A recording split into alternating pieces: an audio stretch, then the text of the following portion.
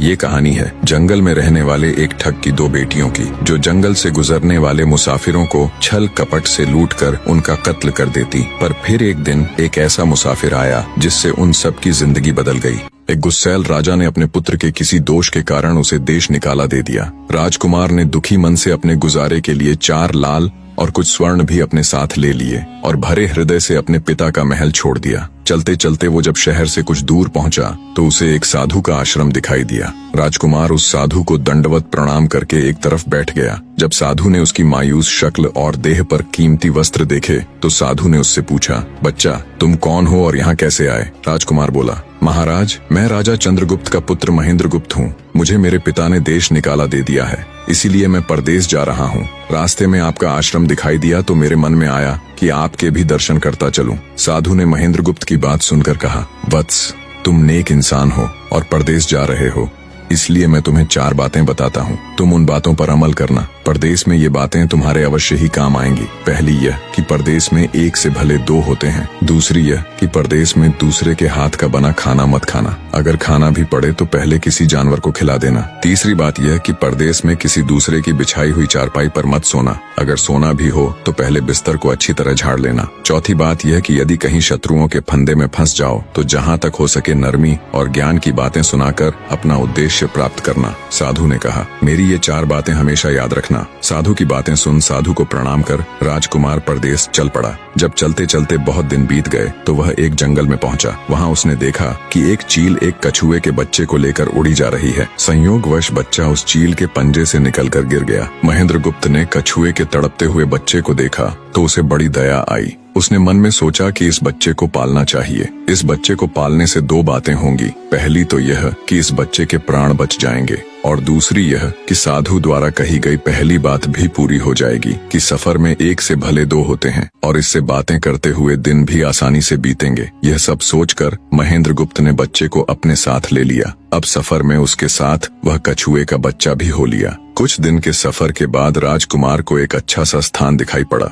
उस स्थान पर पहुंचकर उसने कुछ खाया पिया और फिर कछुए के बच्चे से बोला, तुम यहाँ बैठे रहना, मैं जरा थोड़ी देर सो लूं। यह कहकर महेंद्रगुप्त एक पेड़ के नीचे सो गया। उसी पेड़ के ऊपर एक सांप और एक कौवा रहते थे। उन दोनों का यह दस्तूर था कि जब कोई मुसाफिर उस पेड़ के नीचे ठहरता तो सांप उसे डस लेता और कौवा उसकी आंखें निकाल लेता। नाग ने जब सोते हुए मुसाफिर को देखा तो पेड़ के नीचे उतरा और राजकुमार को डस लिया। सांप के डसते ही तुरंत राजकुमार के प्राण पखेरु उड़ गए। कुछ देर में जब कछुए की नजर महेंद्रगुप्त पर पड़ी तो वह उसे मरा देखकर बहुत घबराया और महेंद्रगुप्त के ऊपर बैठकर रोने लगा। तभी कौवा भी पेड़ से नीचे उतरा और ज्यों ही उसने महेंद्रगुप्त की आंखें निकालनी चाही त्यों ही कछुए ने झपटकर कौवे की गर्दन को मुंह से पकड़ लिया। कौवे ने बहुत जोर लगाया मगर कछुए ने उसे नहीं छोड़ा। तब कौवे ने सांप को पुकारा। कौवे की आवाज सुनकर सांप आ गया। उसने बड़े जोर से कछुए की पीठ पर डंक मारा परंतु कछुए ने अपना मुंह भीतर कर लिया। सांप ने कई बार कछुए की पीठ पर डंक मारा किंतु हर बार कछुआ अपना मुंह अंदर कर लेता। जब सांप का कछुए पर बस नहीं चला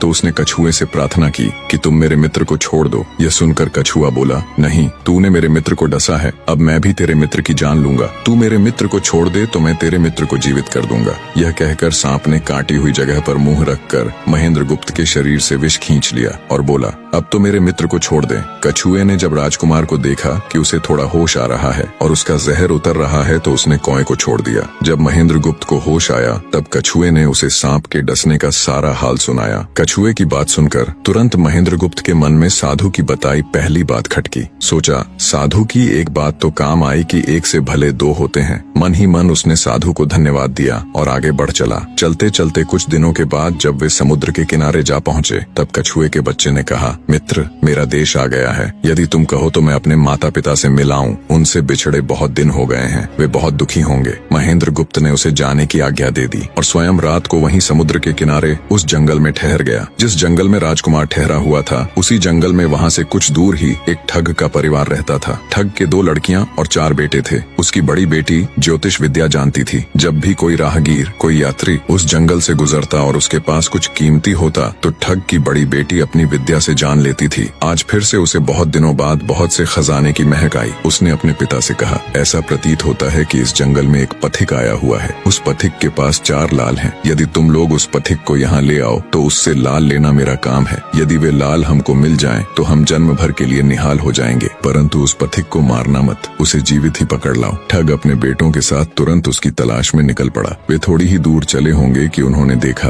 एक आदमी एक पेड़ के नीचे सो रहा है। उसे देखकर उन्होंने सोचा कि यह वही पथिक हो सकता है जिसके पास लाल हैं। वे उसे पकड़कर ले गए और अपनी बड़ी बेटी के हवाले करके बोले, इससे लाल निकलवाना अब तेरा काम है। ठग की बड़ी बेटी ने पूरे आश्वासन के साथ कहा, तुम लोग चिंता मत करो, मैं इससे लाल निकलवा लूंगी। ठग की छोटी बेटी ने जब महेंद्रगुप्त को देखा तो वह दिलोजान से उस पर मोहित हो गई। पहली ही नजर में वो अपना दिल उस नौजवान राजकुमार को दे बैठी। भाइयों के डर से कुछ कह तो न सकी, लेकिन मन ही मन उसको बचाने की युक्ति सोचने लगी। कुछ देर बाद ठग की बड़ी बेटी ने खाना बनाया और उसमें जहर मिला दिया। वही खाना उसने महेंद्रगुप्त को परोस दिया। जब थाली महेंद्रगुप्त के सामने आई तो उसने खाने के लिए निवाला तोड़ जैसे ही उसे खाने को हुआ, तभी उसे साधु की कही गई दूसरी बात याद आई। उसने थाली में से थोड़ा सा भोजन निकालकर कुत्ते के सामने डाल दिया। जैसे ही उस खाने को कुत्ते ने खाया वो तुरंत मर गया। यह देखकर महेंद्रगुप्त ने भोजन नहीं किया। उसने अपने मन में सोचा कि साधु की दूसरी बात भी काम आई। अपनी इस चाल को असफल होते देखकर ठग की बड़ी बेटी को गुस्सा तो बहुत आया, पर वो अपने गुस्से को अंदर ही अंदर पी गई। उसने महेंद्रगुप्त के सोने के लिए पलंग तैयार करवाया और उससे कहा, जाओ पथिक, ऊपर के कमरे में तुम्हारे लिए पलंग तैयार करवा दिया है, अब तुम आराम करो। कई दिनों की सफर की यात्रा के कारण थका हुआ राजकुमार जब ऊपर आया तो उसे बढ़िया धुली हुई चादर पलंग पर बिछी हुई दिखाई दी। सोचा, जो हुआ सो हुआ, कई दिनों के बाद चैन की नींद तो सोने को मिलेगी। वो जैसी ही पलंग पर बैठने को हुआ तो उसे साधु की तीसरी बात याद आई कि परदेश में हमेशा बिस्तर को झाड़कर सोना। जैसे ही उसने बिस्तर को झाड़ा तो उसके होश उड़ गए। वो बिस्तर एक कच्चे सूत से तैयार किया गया था जिसके नीचे आग का कुआं था। महेंद्रगुप्त ने देखा कुएं के अंदर बड़े बड़े आग के अंगार धधक रहे हैं। सोचा, साधु की तीसरी बात भी काम आई। उसने एक बार फिर मन ही मन साधु का धन्यवाद किया और पास पड़ी एक टूटी हुई चारपाई पर लेट गया। थोड़ी देर पहले जो राजकुमार चैन की नींद लेने की सोच रहा था, अब नींद उसकी आंखों से कोसों दूर थी। अब तो उसे अपनी जान के लाले पड़े थे। सोचने लगा, आज की रात बचना बहुत कठिन है। तभी ठग की छोटी बेटी मौका पाकर आई और कहने लगी, हे प्रिय, मैं तुम पर दिलोजान से न्यौछावर हूँ, परंतु आज की रात मेरे वश में कुछ नहीं है। आज की रात मेरी बड़ी बहन की बारी है। जिस तरह भी हो सके बस आज की रात मेरी बहन से अपने प्राण बचा लो, कल मेरी बारी है। हे स्वामी, मैं तुम्हारी दासी हूँ, मैं तुम्हें साफ बचा लूंगी। इतना कहकर ठग की छोटी बेटी चली गई। जब सब लोग खाना खा चुके तो ठग की बड़ी बेटी ऊपर बने कमरे में चली। सोचा, अब तक तो पथिक जलकर राख बन चुका होगा, पर जैसे ही वो कमरे के अंदर आई और देखा कि पथिक तो बिल्कुल सही सलामत टूटी हुई चारपाई पर लेटा हुआ है तो उसके क्रोध की कोई सीमा न रही। तुरंत उसने कटार निकाली और क्रोध से बोली, हे पथिक, या तो अपने 4 लाल मुझे अभी के अभी दे दे, वरना मैं तुझको मार डालूंगी। उसी समय महेंद्रगुप्त को साधु की चौथी बात याद आई कि कहीं शत्रुओं के फंदे में फंस जाओ तो जहाँ तक हो सके नरमी और ज्ञान की बातें सुनाकर अपना उद्देश्य प्राप्त करना। उसने सोचा कि आज रात बचना मुश्किल है, पर साधु की चौथी बात भी आजमानी चाहिए। महेंद्रगुप्त ने यह सब सोचकर लड़की से कहा, मेरे पास लाल नहीं है। यदि तू मुझको मारेगी तो वैसे ही पछताएगी जैसे बंजारा अपने कुत्ते को मारकर पछताया था। लड़की गुस्से में बोली, कौन बंजारा और कौन सा कुत्ता, क्या बक रहे हो तुम? तब राजकुमार बोला, तुम नहीं जानती तो सुनो लड़की, एक बंजारा था जिसने एक कुत्ता पाल रखा था। वो कुत्ता बहुत समझदार था जिसे बंजारा अपनी औलाद से भी ज्यादा प्यार करता था। एक समय ऐसा आया कि एक कातक नाम की भयंकर बीमारी के चलते बंजारे का सारा परिवार उस बीमारी की भेंट चढ़ गया और बंजारे की करोड़ों की संपत्ति भी बिक गई। दुखी बंजारा अपने कुत्ते को लेकर आगरा में एक साहूकार के पास जाता है और साहूकार को 10,000 के बदले अपना कुत्ता गिरवी रखने को बोलता है। उस समय 10,000 एक बहुत बड़ी रकम होती थी। पहले तो बनिए ने बंजारे को मना कर दिया, पर फिर कुछ सोचकर उसने बंजारे को 10,000 रुपए दे दिए। कुछ ही समय बीता था कि एक रात सेठ के घर डाकू घुस गए। बंजारे का कुत्ता सब हरकत देख रहा था। सोचा, भौंकूंगा तो परिवार के सब लोग उठ जाएंगे और ये डाकू उनका भी कत्ल कर देंगे। वो चुपचाप बस उनको देखता रहा। जब डाकू सेठ के घर चोरी किए हुए धन को लेकर चल पड़े तो कुत्ता चुपचाप उनके पीछे पीछे हो लिया। सेठ के पास इतना धन था कि डाकू उसे निकाल तो लाए, पर अब उनसे वो लेकर चला भी नहीं जा रहा था। दिन भी निकलने के करीब हो चला था। डाकुओं ने सोच विचार कर उस धन को एक तालाब के अंदर छिपा दिया। सोचा बाद में आराम से निकाल ले जाएंगे। कुत्ता डाकुओं की सब करामात देख चुपचाप वापस घर चला गया। सुबह हुई तो सेठ के घर कोहराम मच गया। पता चला कि चोर सारा धन निकाल ले गए। सेठ का रो रो कर बुरा हाल था। आसपास के लोग उसे दिलासा दे रहे थे। सेठ ने रोते रोते कहा, मैंने सुना था बंजारे का कुत्ता बहुत समझदार है, पर ये नमक हराम तो एक बार भौंका तक नहीं। तभी बंजारे का कुत्ता उस सेठ की धोती पकड़कर खींचने लगा। कुत्ते की हरकत देख पास खड़े एक समझदार व्यक्ति ने सेठ से कहा, सेठ जी, ये कुत्ता कुछ कहना चाहता है, हमें इसकी सुननी चाहिए। और सभी लोग कुत्ते के पीछे पीछे हो लिए। सबको लेकर कुत्ता उसी तालाब के पास पहुंच गया जहां रात को डाकुओं ने सारा धन छिपाया था,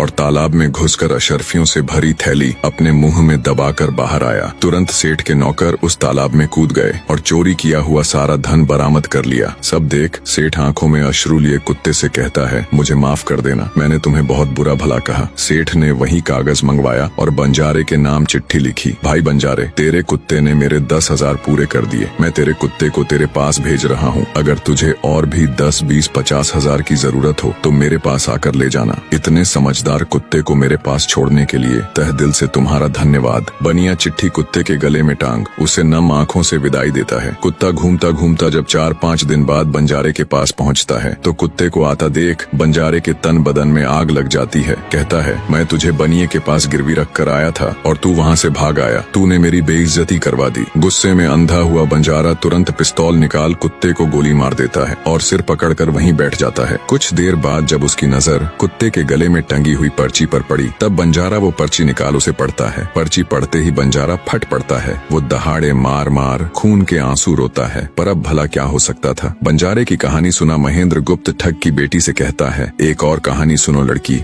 एक राजा के पास एक बहुत समझदार पढ़ाया हुआ तोता था। वह बड़ा चतुर था। एक दिन राजा तोते को अपने साथ गंगा स्नान को ले गया और उसको घाट पर बैठाकर स्वयं स्नान करने लगा। तभी तोते की नजर अमर फल पर पड़ी जो पास ही नदी में बहता हुआ आगे बढ़ा जा रहा था। वह उसको नदी से बाहर निकाल लाया और राजा के आने पर उसको वह अमर फल देता हुआ बोला, महाराज, यह अमर फल है, इसे खा लीजिए। राजा ने कहा, मैं अकेला अमर फल खाकर क्या करूंगा, अपने बाग में लगा दूंगा। जब इसमें फल लगेंगे तब सब कुटुंबियों को खिला कर अमर कर दूंगा। गंगा स्नान से लौटकर राजा ने वह फल माली को देकर कहा, इस फल को बाग में लगा दो। थोड़े ही दिनों में पेड़ फल फूल गया, उसमें फल लगने लगे। एक दिन एक फल पककर पेड़ से गिरा तो उसे सांप ने सूंघ लिया, जिससे वह जहरीला हो गया। अनजान माली वह अमर फल लेकर राजा के पास आया। राजा फल को देखकर बहुत खुश हुआ और कुछ सोचकर वो फल पहले कुत्ते को खाने को दिया, क्योंकि राजा बड़ा नीतिवादी और विचारवान था। वह जानता था कि बिना सोचे समझे किसी भी वस्तु को खाना ठीक नहीं होता। राजा ने ज्यों ही वह फल कुत्ते को खिलाया, कुत्ता मर गया। यह देखकर राजा ने क्रोधित होकर अपने तोते से कहा, बेईमान तोते, तू हमें जहर देकर मारना चाहता था। ये कहकर राजा ने क्रोध में आकर तोते को मार डाला और माली से कहा, इस पेड़ के चारों ओर घेरा डाल दो जिससे कोई इसका फल न खा सके। एक दिन उसी शहर में एक सास बहू में भीषण लड़ाई हुई। बुढ़िया घर से निकलकर कहने लगी, आज मैं राजा के बाग में जाकर जहर वाला फल खा लूंगी। ये कहकर वह बाग में आई और जैसे ही उसने फल तोड़कर खाया तो वह 16 वर्ष की युवती बन गई। जब राजा को यह समाचार मिला तो उसे सारा माजरा समझते देर न लगी। राजा को बड़ा दुख हुआ। वह कहने लगा,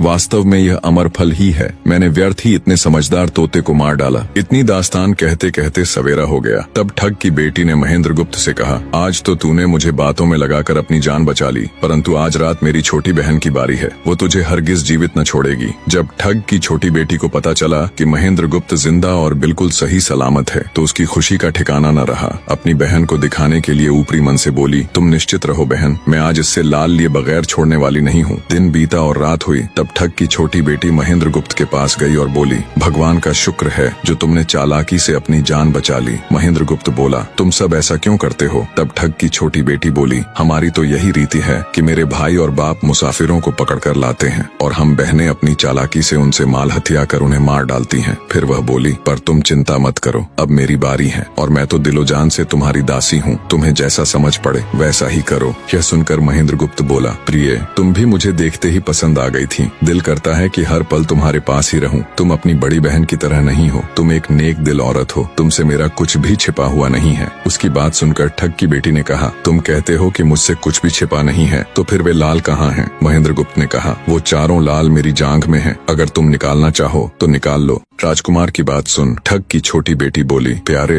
वो लाल तुम्हें ही मुबारक हो। मैं तो तुम्हारी दासी हूँ, तुम्हारे दर्शनों की प्यासी हूँ, मुझे तुम्हारे सिवाय और कुछ नहीं चाहिए। ये सुन महेंद्र गुप्त बोला, जो कुछ तुमने कहा है वह तो सब ठीक है, लेकिन ये प्यार और प्रेम की बातें सब धरी रह जाएंगी जब हमारे शरीर में प्राण ही नहीं रहेंगे, क्योंकि जब तुम्हारे बाप और भाइयों को इसका पता लगेगा तो हम दोनों की खैर नहीं। तब ठग की बेटी बोली, तुम चिंता मत करो, मेरे पास इसका भी उपाय है। आज रात को सबके सोने के बाद हम यहाँ से भाग चलेंगे और कहीं बहुत दूर रहेंगे जहाँ कभी मेरे भाई और बाप पहुँच न सके। महेंद्र गुप्त बोला, पर ये सब होगा कैसे? बोली, यहाँ से निकलने का एक ही उपाय है। मेरे पिता के पास 2 ऊँटनियाँ हैं, उनमें से एक तो दिन भर में 60 कोस चलती है और दूसरी दिन भर में 100 कोस चलती है। तुम उनमें से बड़ी वाली को खोल लाना, तब तक मैं हम दोनों के लिए कुछ धन बांध कर रख लूंगी। जब आधी रात हुई तब महेंद्र गुप्त ऊँटनी को खोलने चला गया। महेंद्र गुप्त ऊँटनी ले तो आया, मगर जल्दबाजी के कारण वह बड़ी के स्थान पर छोटी को ले आया। ठग की बेटी बहुत सा माल लेकर ऊँटनी पर बैठ गई और दोनों चल दिए। ऊँटनी जब चलते चलते 60 कोस पहुंची तो जंगल में रुककर खड़ी हो गई।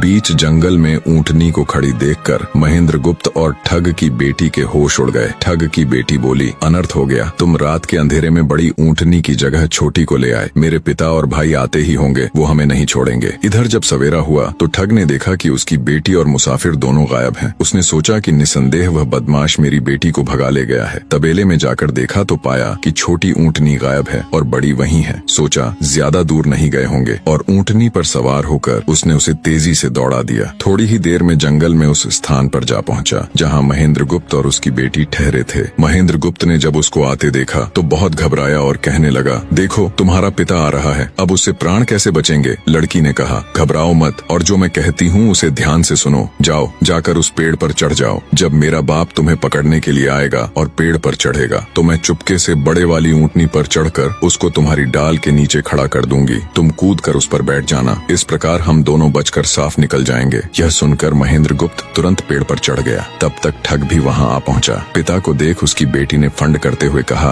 पिताजी ये दुष्ट मुझे धोखे से यहाँ भगा लाया, आप इसे छोड़ना नहीं। ये सुन गुस्से से तिल मिलाया ठग महेंद्र गुप्त को पेड़ पर चढ़ा देखकर ऊँटनी से उतरा और उसे पकड़ने के लिए पेड़ पर चढ़ने लगा। बाप के ऊँटनी से उतरते ही मौका देख ठग की बेटी ऊँटनी पर चढ़कर उसे महेंद्र गुप्त की डाल के नीचे पेड़ के पास ले आई। महेंद्र गुप्त तुरंत कूदकर उस पर बैठ गया। महेंद्र गुप्त के बैठते ही ठग की बेटी ने ऊँटनी को दौड़ा दिया। ठग हाथ देखता रह गया। ठग की बेटी और महेंद्र गुप्त कई दिनों का रास्ता तय कर एक शहर में पहुंचे और दोनों वहीं बस गए। वहां महेंद्र गुप्त ठग की बेटी के साथ आराम से दिन गुजारता रहा और जब उसके देश निकाले की अवधि पूरी हो गई तब वह उसको लेकर अपने राज्य चला गया और उसके साथ शादी कर हंसता खेलता जीवन व्यतीत किया।